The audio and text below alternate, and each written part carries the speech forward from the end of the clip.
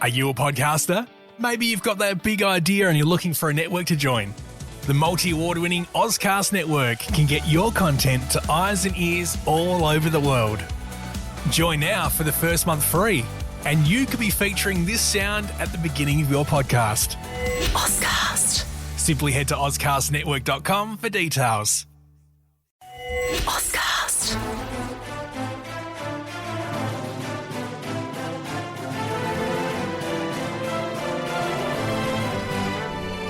All right, welcome back, everyone. Today we're diving into a pretty wild moment in FBI history.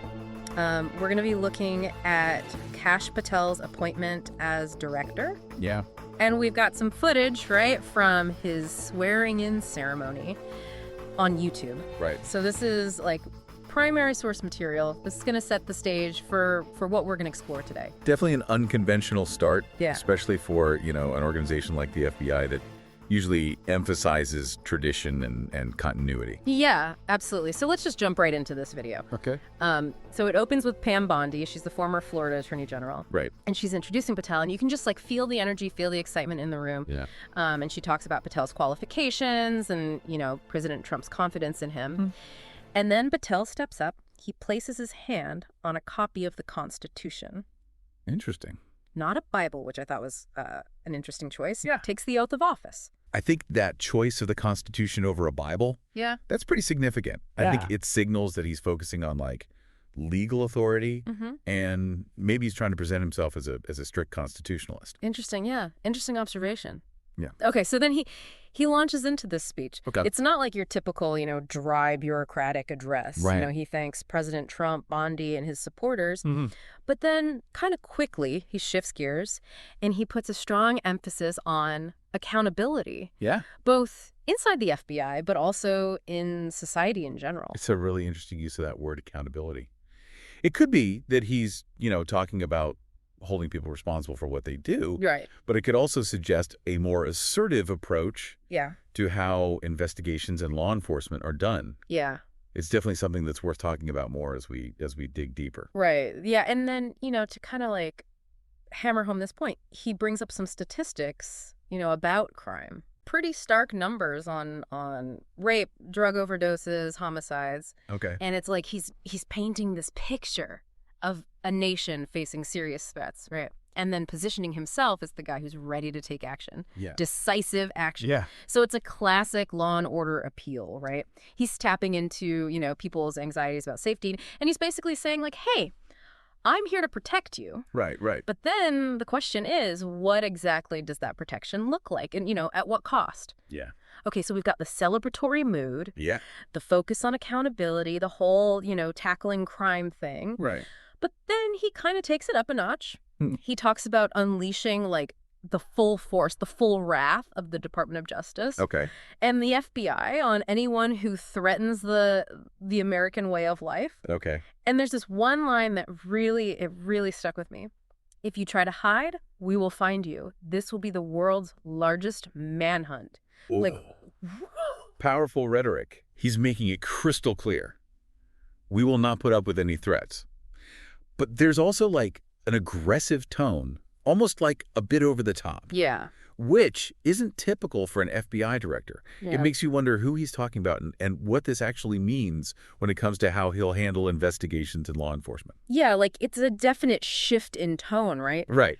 He goes from, being thankful to basically giving a warning. And then kind of out of nowhere, he turns his attention to the people who actually work at the FBI, Yes. the FBI personnel. And that's when we start to see another layer of his leadership style. Okay, so he tells them, I have your back, which sounds reassuring, at first. But then he immediately says they need to meet high standards and there's zero tolerance for anything less. Huh. It's Yeah. like a father figure approach. I'll support you, but you better follow my rules. Makes you wonder how much freedom he'll give people within the FBI and if he's even open to people disagreeing with him. So we've got this interesting mix of support and control. And then comes the mic drop moment. He addresses the media head on. Now, this is where things get really interesting because it ties into the whole political situation surrounding his appointment. Okay, so he acknowledges the negative press, even using words like fake, malicious, slanderous, defamatory. Wow. But then he's like, bring it on. He's directly challenging the media. It's almost like he's getting ready to defend himself against any scrutiny. Yeah. It's like he's saying, I'm not going to be intimidated by criticism, but it also raises questions about how he'll deal with oversight and being held accountable. Yeah. Yeah. And he also says, leave FBI personnel out of it, almost like he's protecting them from being scrutinized. Mhm. It's interesting how he positions himself as both a leader and a protector. So even just from this opening speech, we're already seeing some big themes. He's focused on accountability, he's tough on crime, he's protective of the FBI, and he's defiant towards the media. Definitely.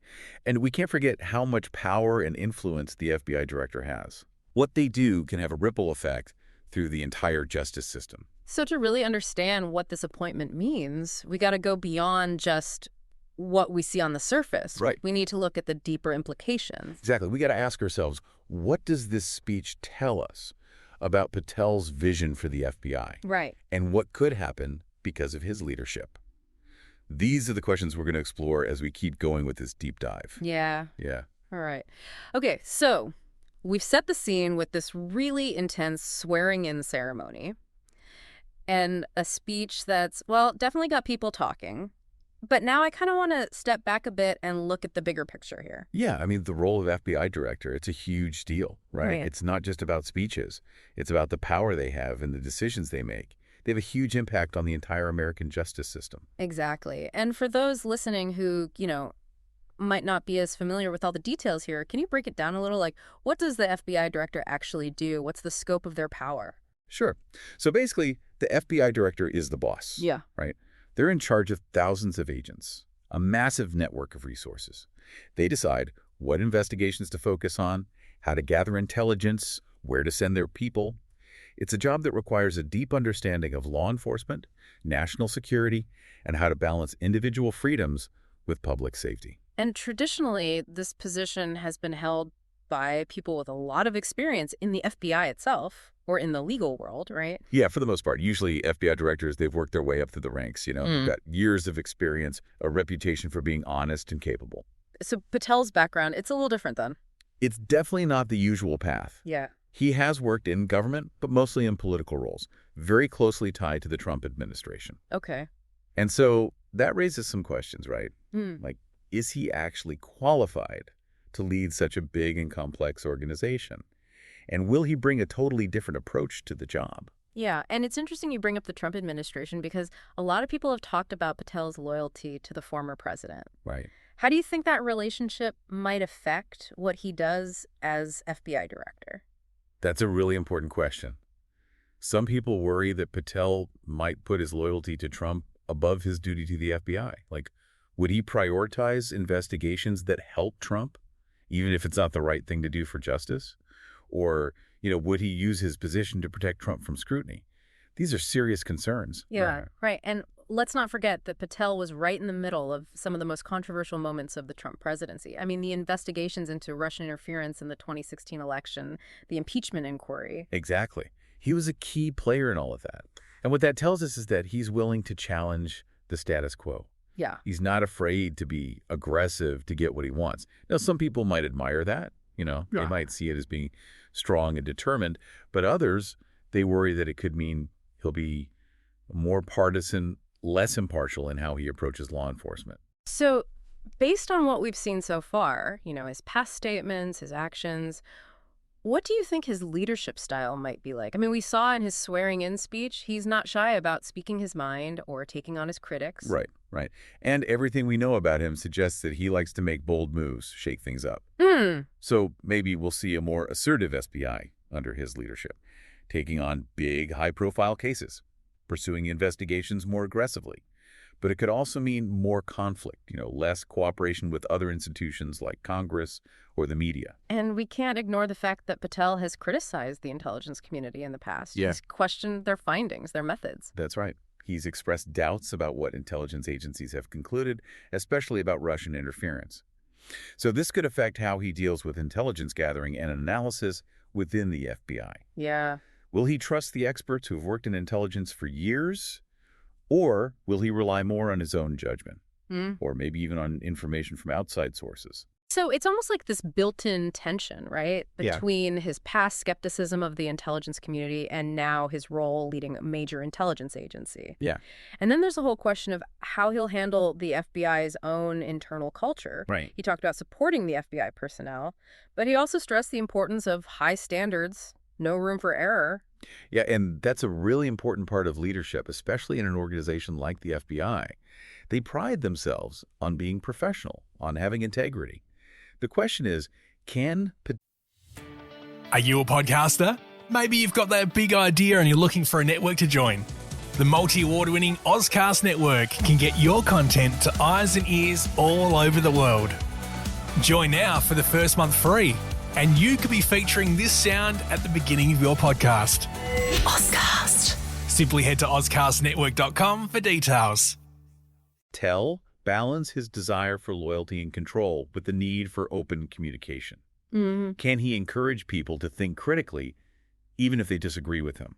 That balance is crucial because the FBI needs its agents to be objective, to follow the evidence. Yeah, They need to uphold the law even when it's tough or unpopular. absolutely. Yeah. And if agents feel like they have to conform to a certain agenda, if they're afraid to speak up, it could really hurt the FBI. It could lead to corruption. Yeah. It could undermine the very principles they're supposed to be upholding. And speaking of trust, I want to circle back to Patel's comments about the media. He was pretty harsh, right? Yeah, you went. Accusing them of spreading lies and misinformation. Yeah, and that's a worrying trend we've seen lately. This distrust of the media, this tendency to dismiss any criticism as fake news. It's worrisome because we need a free press, a press that can hold powerful people accountable. That's how it's supposed to work. Exactly. If the FBI director dismisses legitimate criticism or tries to control the narrative, it could have a really bad effect on investigative journalism and on public discourse as a whole. So we're seeing some potential red flags here. Patel's relationship with Trump, his doubts about the intelligence community, Yeah. his way of managing the FBI's internal culture, his attitude towards the media. Yeah, and all of these things, they could have a big impact on how he uses his power as FBI director and how the Bureau functions under his leadership. It's like we're watching a political thriller unfold in real time. Yeah. It's pretty surreal, you know? We've got this unconventional figure taking over one of the most powerful positions in the American justice system. Right. And the stakes are incredibly high. So how do we make sense of all this? Hmm. How do we figure out what impact Patel's leadership might have on the FBI, on the country as a whole? Well, that's the million-dollar question, isn't it? And unfortunately, there's no easy answer. We have to look at what he's done in the past, what he's saying, and the overall political context to try and figure out what might happen. But we also have to admit that we don't know for sure, right? We don't have a crystal ball. Exactly. And that's why it's so important to have these conversations, to ask questions, to explore different viewpoints. We can't just sit back and wait to see what happens. We need to be informed, engaged, and ready to hold our leaders accountable. And that's what this deep dive is all about, right? We're trying to shed light on this complicated situation, help our listeners understand the nuances, and give them the tools to reach their own conclusions. Exactly.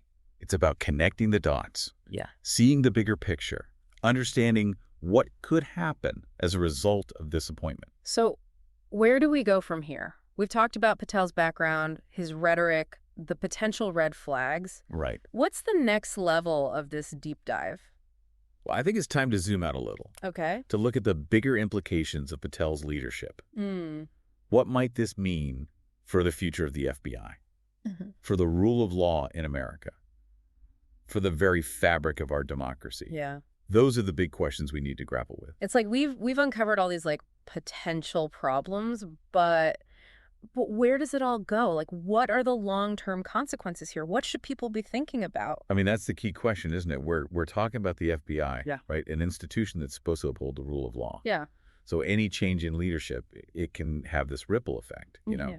It shapes how justice is done and how power is balanced in society. Yeah. And we're not just talking about, ideas here. We're talking about how this impacts investigations, prosecutions, people's actual lives. Exactly. Like, take Patel's focus on accountability. It sounds good on the surface, right? Holding people responsible for their actions, that's important. Right.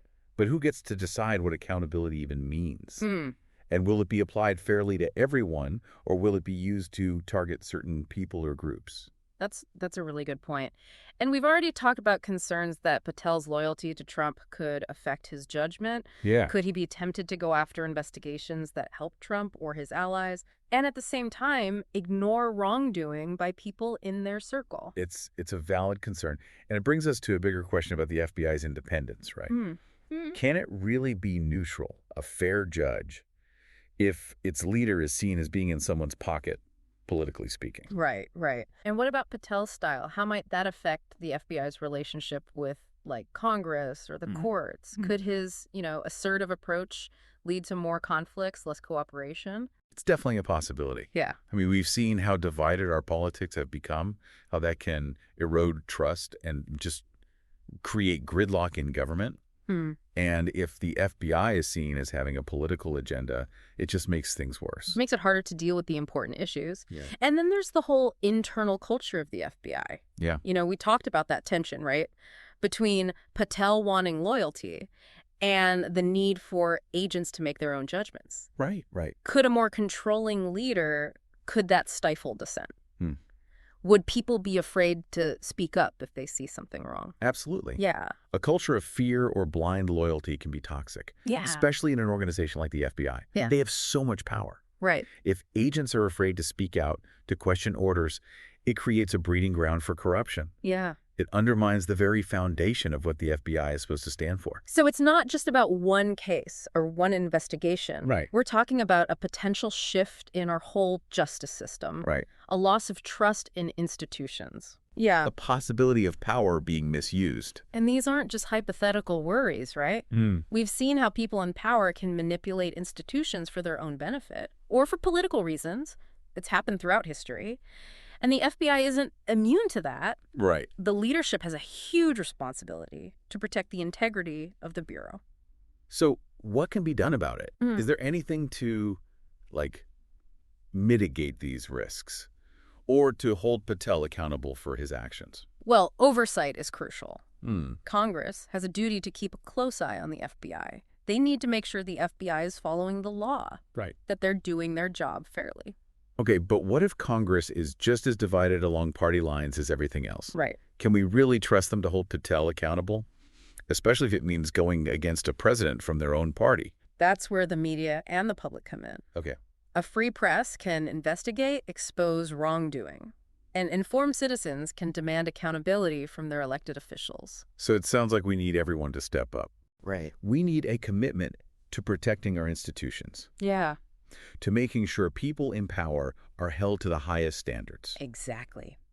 The future of the FBI, the rule of law in America, it depends on us being willing to speak out, to challenge injustice, to demand that our leaders act with integrity, that they respect the Constitution. And that's where you come in, listeners. Yeah. This whole deep dive, it's been about peeling back the layers, showing you the complexities, giving you the knowledge and understanding to make your own judgments. Yeah.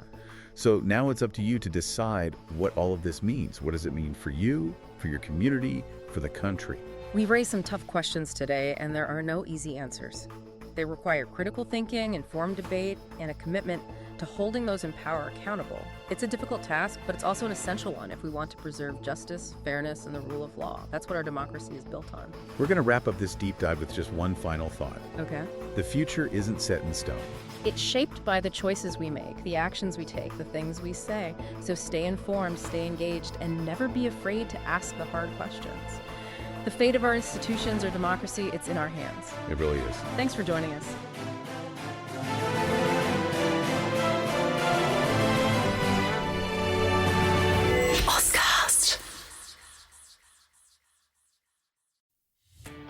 Are you a podcaster?